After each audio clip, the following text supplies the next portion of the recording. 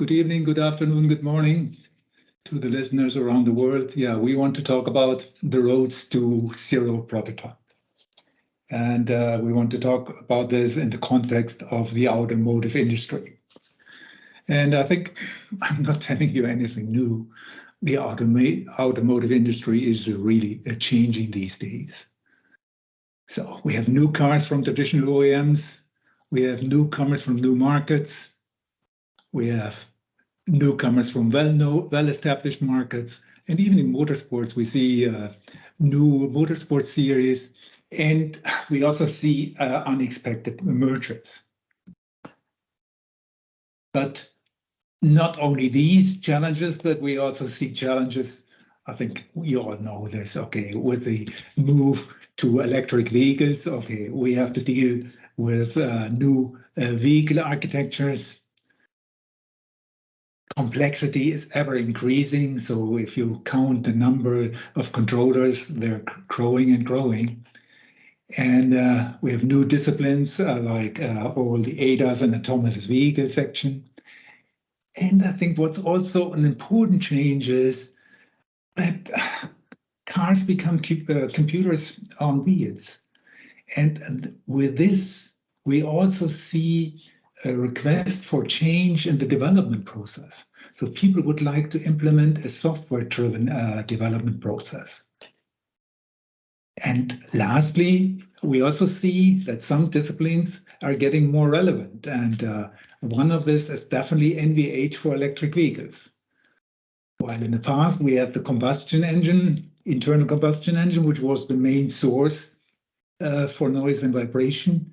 Now, since we have electric motors, other sources become more dominant, and we have to handle this.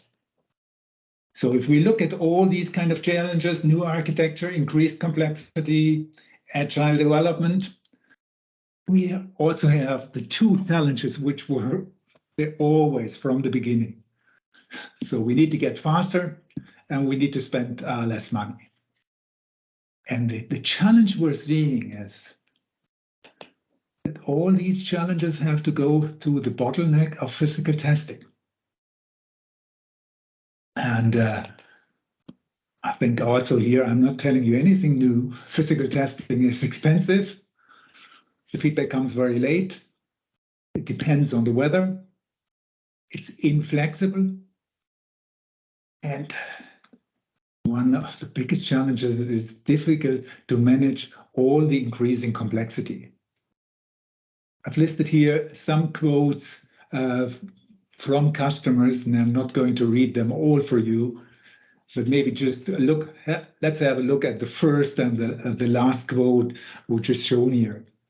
So that's from one customer in Europe, where they told us that a physical prototype can cost them in the range of $500,000. So quite expensive. And if we just have a look at the last quote here, this is from a customer which does high performance cars. He is telling me, look, zero prototype is not the issue for me. My issue is I have to handle so many different vehicles. I simply don't have the time to physically test and examine all these prototypes. Reduction of prototypes is not new. You know, when I started in the industry, which was a while back, so more than 30 years, we already had the aim of reducing physical prototypes. And, you know, around this time, it was digital mockup was one of the most important digital initiatives. Over the years, we have seen virtual prototyping or computer-aided design. And lately, you all know now there is the digital twin initiative. And all of these initiatives have helped us to reduce the number of physical prototypes. But at the same time, we're also realizing with digital alone, we can't get to zero prototypes. we're still spending roughly $30 billion per year for physical prototypes and testing. And why do we do this? I've seen this quote from BMW where they're saying, driving is believing. And although this quote initially was meant for convincing customers so that they should buy a BMW as their next car, but I would assume you will agree with me. Driving is believing. This is still the main mantra within the automotive industry. So that also development engineers and managers, they really believe that the car is ready for a customer when they have driven a car. So when we talk about driving experience, we like to group them in 3 buckets.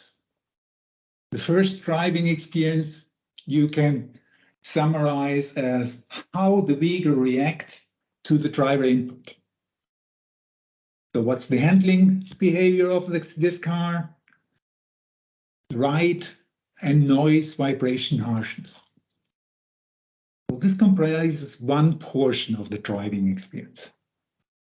The second we define as the interaction between the driver and all the electronic assistance. So you have an anti-lock braking assistance, emergency braking assistance, lane keeping assistance, and on and on and on. And during the development, you have to assure that the interaction with the driver and the assistants works smoothly, so that you are not afraid that, for example, the lane keeping assistance takes abruptly over. You want to make this transition smooth. The third group for driving experiences, how the driver can interact with the controls. So the human-machine interface. And if you look at this, for all these areas, you need physical prototypes to assess whether the driving experience of your current design is meeting your targets. And that's again the problem. You just have to wait until you have a physical prototype. Then important feedback for assessing driving experience comes too late.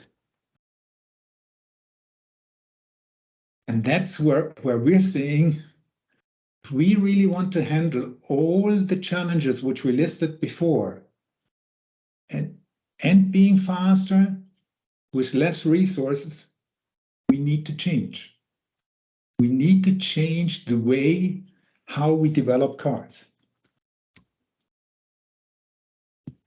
And waiting that things are getting better, we feel is not an option. So we're seeing new actors are coming. So we see new EV companies. We see new business models, talking about computers and cars, so that car companies want to generate future revenue based on customer data or big data. And still the biggest challenge, we need to get faster. We need to be faster in getting new cars developed. And we feel it is time that you can assess the driving experience throughout the development process. So that you could put an engineer in an environment, for example, what you see on the upper left side, where this engineer can experience the noise, vibration, and harshness behavior of a new design before the complete vehicle is built. Or somebody can look at the HMI topics, again, while driving a virtual vehicle. Or you can collaborate and compare different suspension characteristics. Or you can drive a virtual car on a racetrack, for example, the Nürburgring, and see whether this design is able to meet the design targets. So in all these cases where we changed the development process so that the process is centered around the human experience. And when we talk about human experience, we have to talk about three things. How do you feel in the new design? What do you see and what do you hear? So feeling means the vibrations you experience in the car, the accelerations. Seeing how realistic is the environment you're driving through. And then hearing, okay, how realistic is the noise and sound. And if our aim is to provide a realistic driving experience, each cue of them need to be realistic, but also what's very important, that all cues have to be synchronized. Otherwise, you don't get this realistic driving experience. In another event a couple of weeks back, I was attending a live interview, and people were asking me, but driving simulators have been around for years now, if not decades. So what's new now? And what we think what is new is that all the necessary technology has advanced, has matured a lot, so that we're now reaching an inflection point. So CAE simulations have become a lot more accurate, a lot more detailed. At the same time, we made advancements in real-time computing, VR and XR, and graphic rendering, where the last two, they really got a boost from the gaming industry. And if we're now putting all these things together, we now can put drivers in the loop, driving virtual vehicles, and reducing the required prototypes. So we feel at the current time, we are in a way, it's a transition, but we feel there is a large potential that putting the human in the center of the design process, we can dramatically decrease the required prototypes.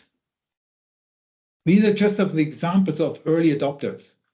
And if you're interested in more details on these case studies, all of them were presentations at last year's Zero Prototype Summit. So go on our website or go to the YouTube channel from VI Grade, and then you can listen to these presentations from these for customers and more. Bridgestone Lamborghini, that's a nice application of a collaboration between an OEM and a supplier, where they optimized suspension setting and tire properties in order to get the right handling behavior of this high-performance car. Ford, one of the presentations Ford gave last year was on calibrating a lane keeping assistant. So there, again, the issue I talked about before. So making sure that the lane keeping assistant smoothly corrects the driver input. Again, this was done through the use of a simulator. General Motors talked about how to assess the NVH behavior of different design alternatives and how to select the design alternative which meets the given targets. Yada and Mahindra, they talked about suspension development for an SUV. And let me talk about this a little bit more. So background to this was the first vehicle development project, IDIADA, together with Mahindra, did with the support of a driving simulator.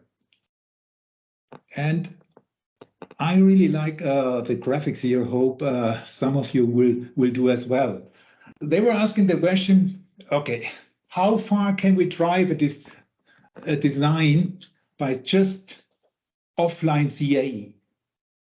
What kind of maturity in the design do we achieve? And for example, you see here, that's the yellow part. On defining hard points, you see CAE brings you quite far. If you go down a little bit more, roughly you can say 50% of the maturity can be obtained by offline computer-aided design.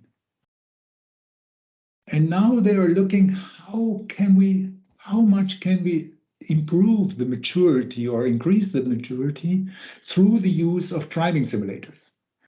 And that's the gray area here. And maybe on an average, I think you can agree with me that the maturity could be improved by 30%. And then still, admittedly, there were still some things left, which was done with final testing. Some more statistics you can read on the right-hand side. So they looked at more than 400 setups. And at the end of the day, they spent 22 days on the simulator, could reduce the prototypes by 30%, and could reduce the development time by 35% compared to previous development process. So that's the one part. Okay, they were faster and saved money. How about the performance? How about the reception in the market? And I'm not going through all these details. So if you're interested, again, look at the website.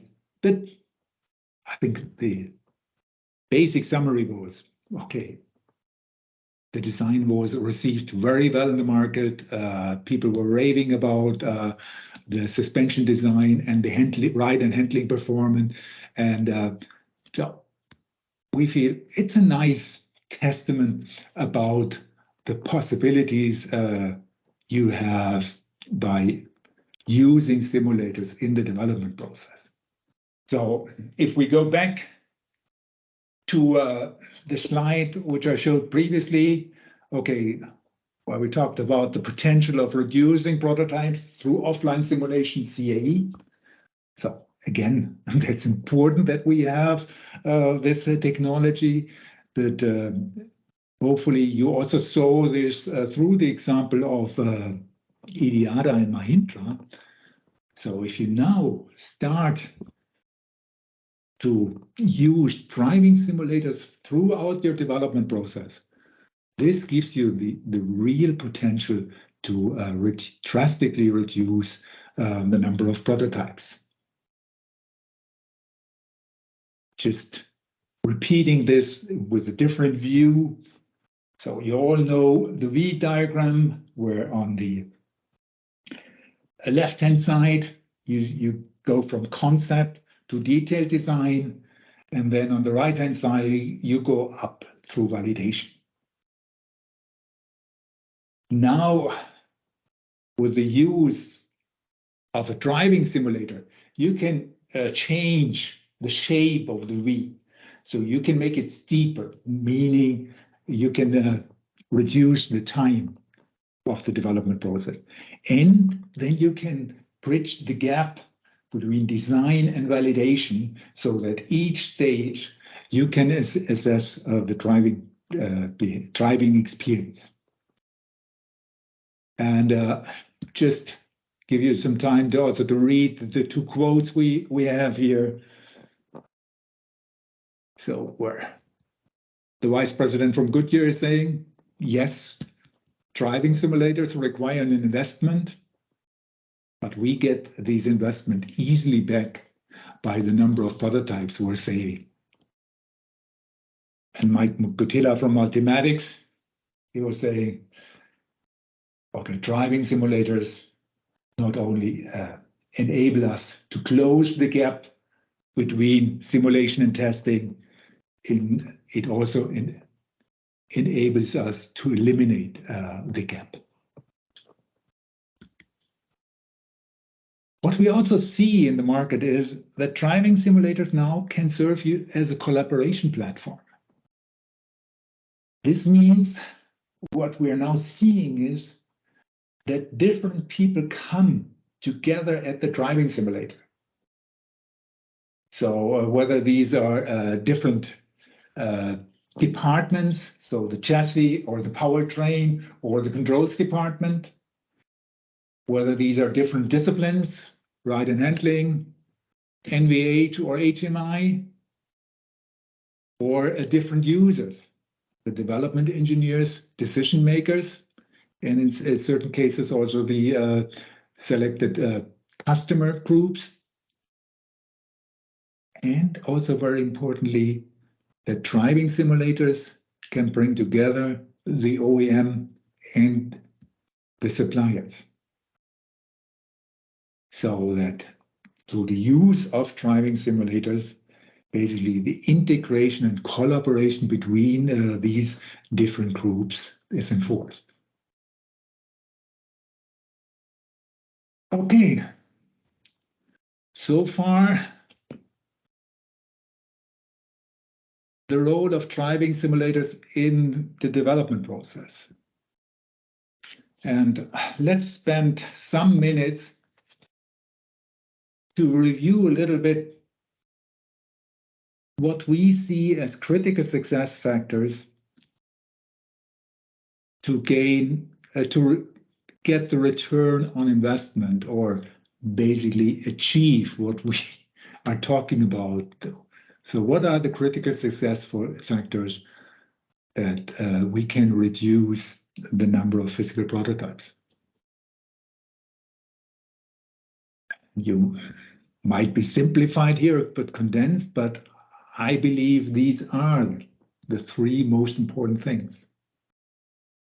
That you have the right simulators, the right models, at the right time. And we'll review this a little bit more and see sometimes that's a little bit easier said than done. Right simulators. What do we mean by this? So we said our aim is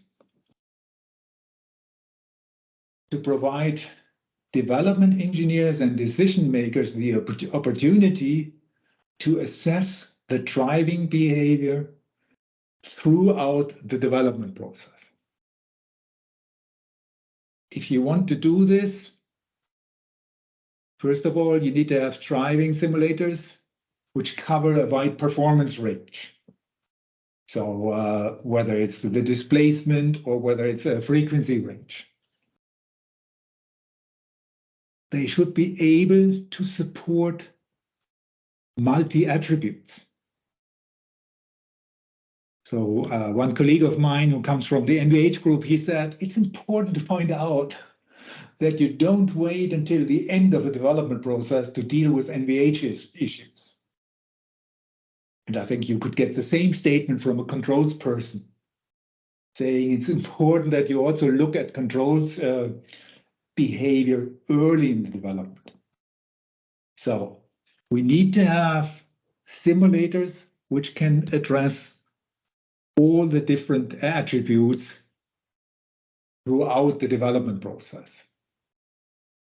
And then you also may want to have simulators which are scalable. So that you're not using the latest and greatest and most expensive simulator for everything. You need to have scalable simulators to adjust it to the needs of your company. Right models.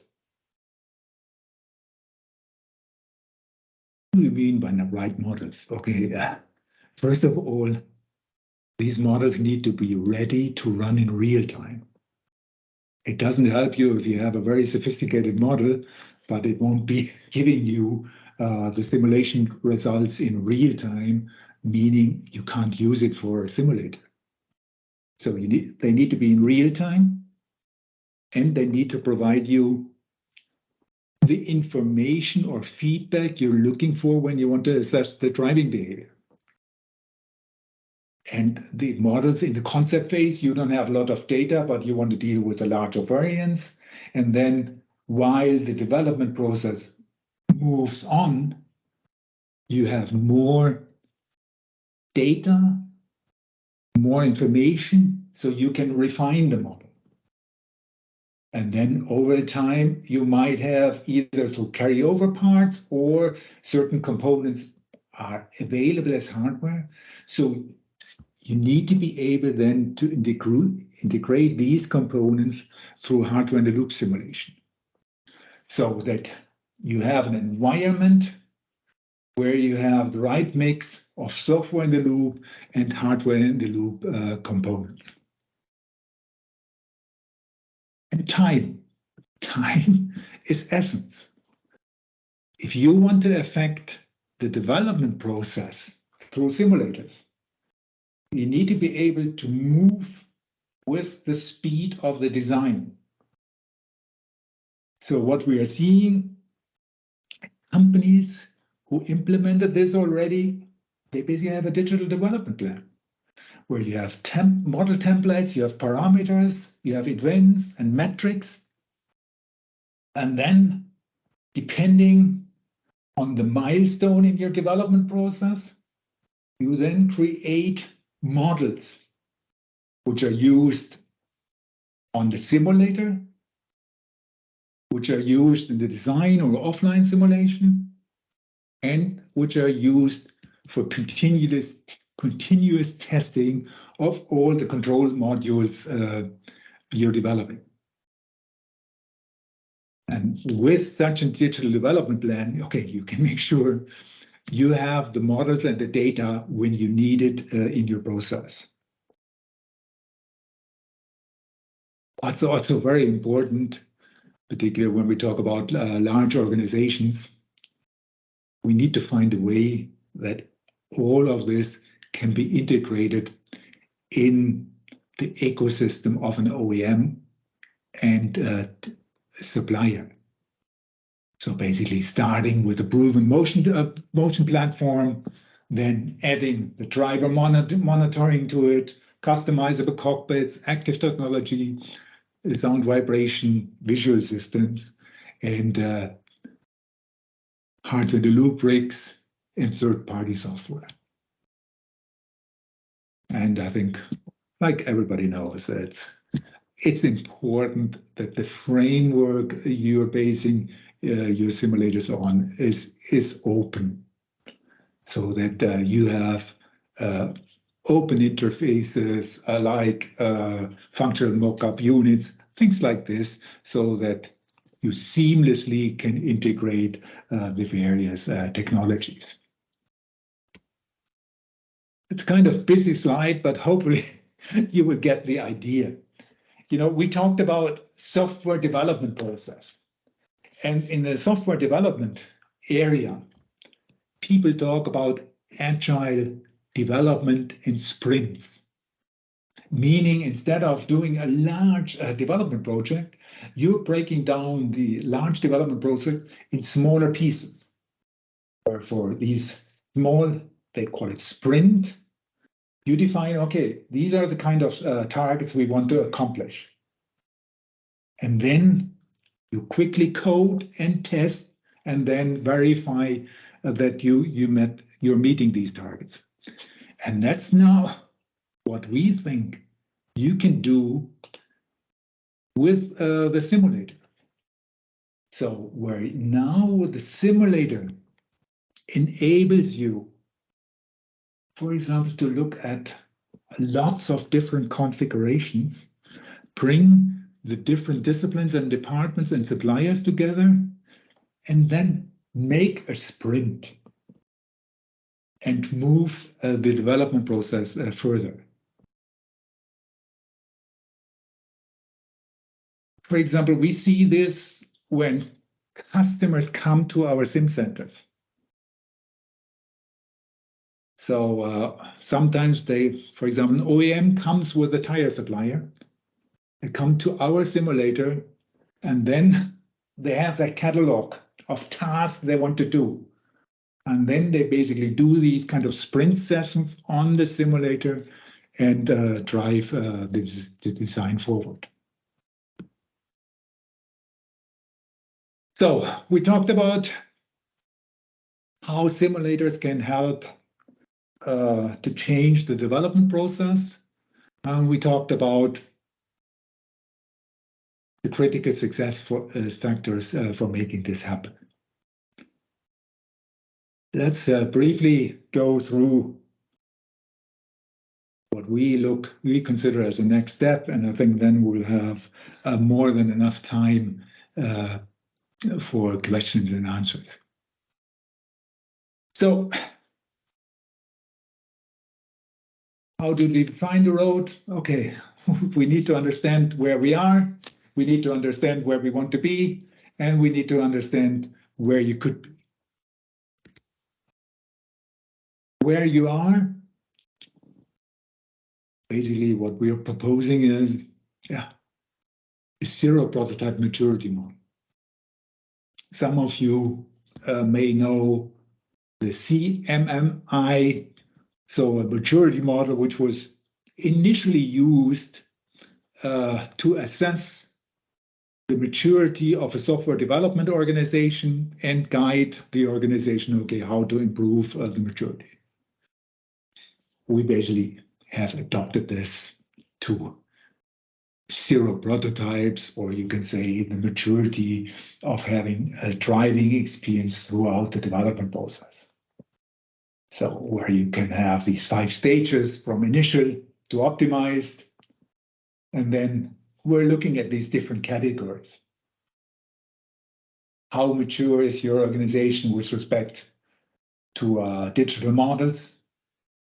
How mature, what's the maturity on the data?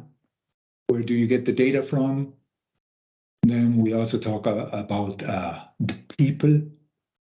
So on the simulation side, or the test drivers, infrastructure, and basically your compute environment, your test environment, these kind of things.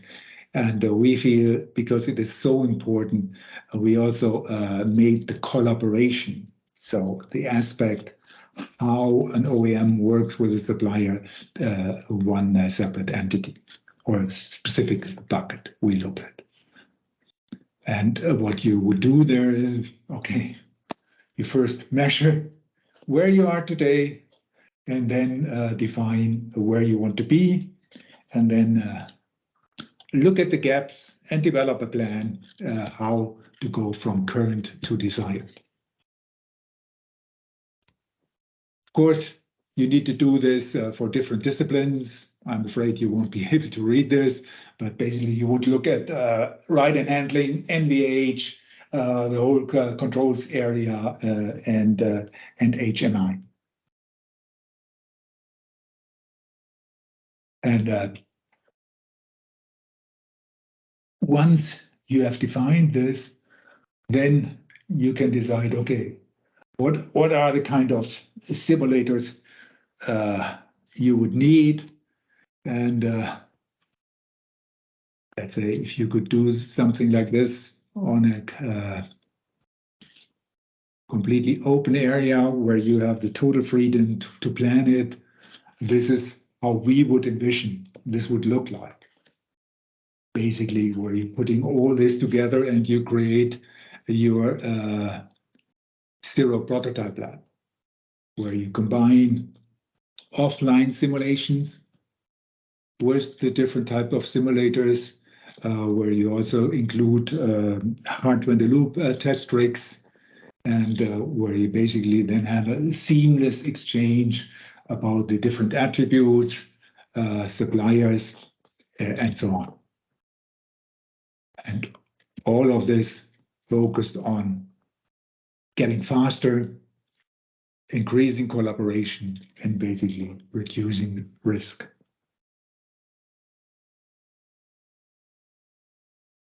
At the end, let me share some more customer examples with you. Again, everything you see here has been presented at previous Zero Prototype Summits. And just let us know whether you're interested in one or the other case study, and we can provide you more data. So Volvo, 2 times faster development.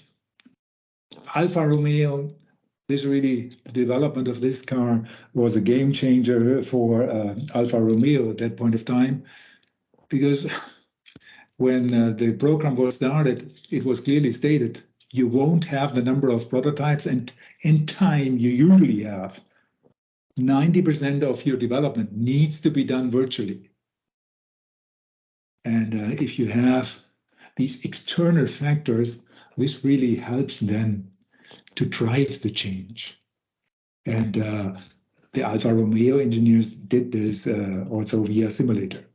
NIO, they reported 40% reduction of prototypes, and Ford reported also a factor of 4 efficiency in the development process. And let's listen to what the Ford engineers are saying.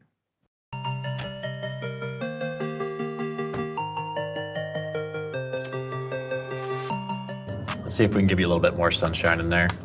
Yeah, it's a little cloudy out. Brighten my day, Randy. We're in the room with a dynamic driving simulator, and this is the machine that actually translates the models into motion for the human to experience. I've always been interested in cars, just since I was a little kid. Anything I could drive, right?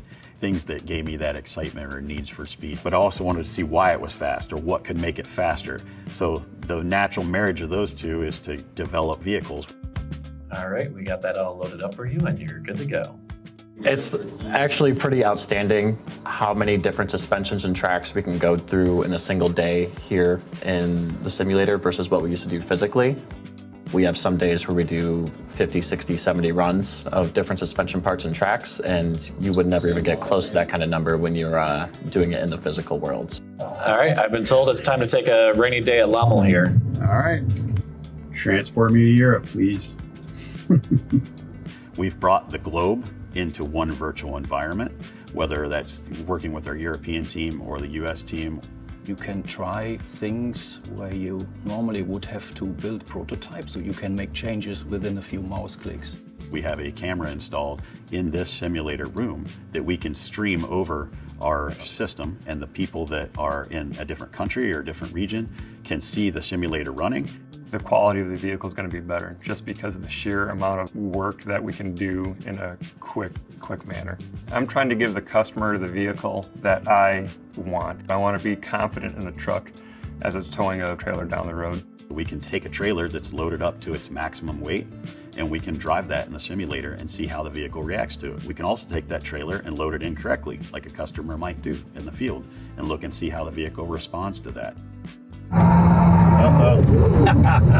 See? Went off the track. I tried to do a little too much. At least I didn't hit the guardrail. So the first time I got in the simulator, it was a surreal experience to be able to drive the models that I've been developing for months on the computer and truly interact with them.